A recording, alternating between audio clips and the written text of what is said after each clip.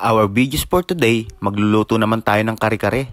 At ito nga pala yung pata na pinalambot ko sa pressure cooker. Hati-hatiin ko pa yan sa gitna. Ito pala mga ingredients natin. Atsuete powder. At ito na siya. Inalo ko na. At meron tayo ditong kare-kare mix. Peanut butter, naso o talong.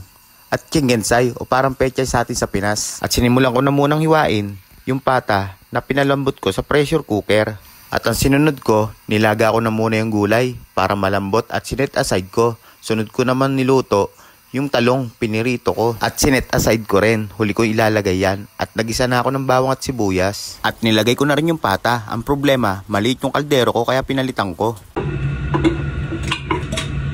Maliit, di kasya dito. O lalagyan na natin ng tubig.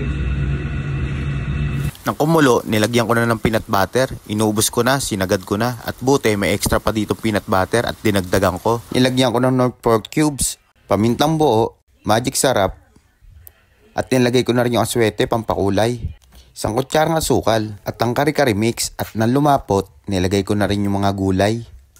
At syempre, luto na yan.